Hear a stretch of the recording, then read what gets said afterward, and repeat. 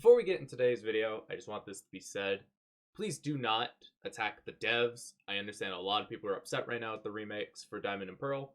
Let's just quickly get some things out of the way that people might not know. First things first, Pokemon Company has changed their standards for releasing games, and a new Pokemon game will come out every year. This seems to be something that Nintendo is pushing, not Game Freak, or I'm misunderstanding what I've been reading.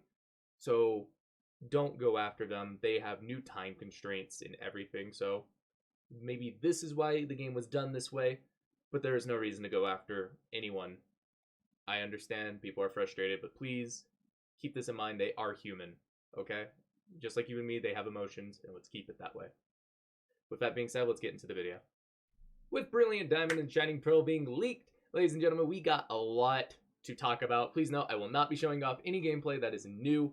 Everything I will show off here on the screen is just the trailers that have come out for this game. And let's talk about what has not changed. First things first, the story is identical to Pokemon Diamond and Pearl, to a T. We're talking levels and Mons. Every gym leader will have their Diamond, Pearl, Mons, and their levels. Now that that's out of the way, that's it. That's literally, the story is one for one, which is okay. I normally want the story to be one for one with a remake. Fire Red, Leaf Green, Heart Gold, Soul Silver, and Omega Ruby, Alpha Sapphire had identical stories to their original counterparts. Now let's talk about some of the changes that aren't very good, but a little weird. First things first, EXP share is on at all times, which just makes Diamond and Pearl super easy. The issue is that Diamond and Pearl was already an easy game. I mean, you can blink and beat the game. For an example, for those of you who have not played the game, the first 4 gyms are literally back to back to back. You go and mess with Team Plasma for a little bit. Then you immediately go into Gym 5, 6, 7. You go and deal with Team Plasma again for your Legendary. Gym 8, E4, done. That's it. That's the story. So the fact that EXP share is on already kind of upsets me, but I can work past that. It was on for Sword and Shield, even though you can turn it off in the settings. You just had to go and find it. And what was it called? Let's Go Pikachu and Let's Go Eevee. You could also do the same thing. Next, Underground has online. This is really cool. I like that. It is in the data, there are raids being listed. I don't know how that's going to work yet because, again, I don't have the game. I'm just going off of what source code and leaks I have seen. So this is really cool.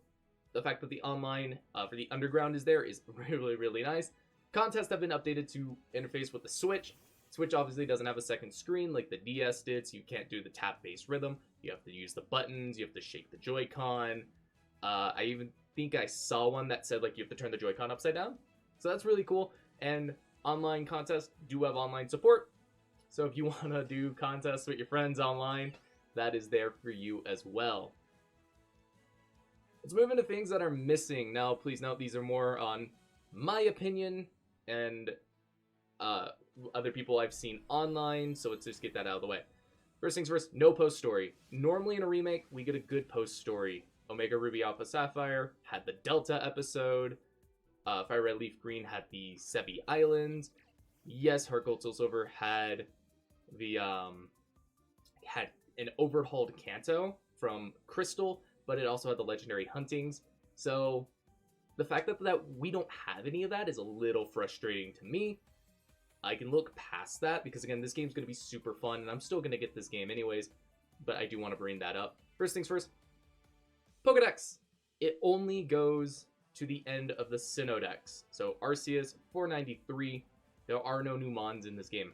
There are no new forms. There are no new nothing. It is just, bam, Pokedex 1 for 1. And the last one is Arceus is in the game. Hall of Origins is in the game, but it's not finished. I don't know why. Maybe because of the time constraint they need for the game to come out. Maybe that had to bite the bullet, and that's okay. Patch updates are a thing. I do want to bring this up very quick. Shiny Claws. There is nothing shiny locked in this game, by the way. Palkia, Dialga, Giratina, Reggie, the starters, they're all shinyable. You can soft reset for them. Nothing is shiny locked in this game, which is super cool. So keep that in mind. If you are like me, you like shiny hunting, that is now there for you. We're going to finally go over one thing before I give my final thoughts, and that is things in the code. Things in the code mean that they're incomplete, or they were things that were left over for some reason or another. Galar Pokedex is in the game. I don't know why. The game registers all the way to Calyrax. Don't know why, but the Galar Pokedex is in the game. Maybe this game was originally supposed to have the updated Pokedex. Unfortunate that they skipped it. Maybe that'll be an update or something. I don't know. Hall of Origins, I know I brought it up briefly. It is in the game. It's just not complete. It is walkable, but Arceus doesn't spawn even with the flute. Don't know why. Hey, you know what? It's okay with me. Distortion World. The Distortion World is in the game. You were literally there for five minutes, maybe? Not even. It's like 5 seconds. You walk in after catching Giratina like you did in Pokemon Platinum. You walk in, and it gives you the Grisius Orb, and you can just leave. But in the code, all the platforms that are in the background are walkable. I don't know why, but they are walkable.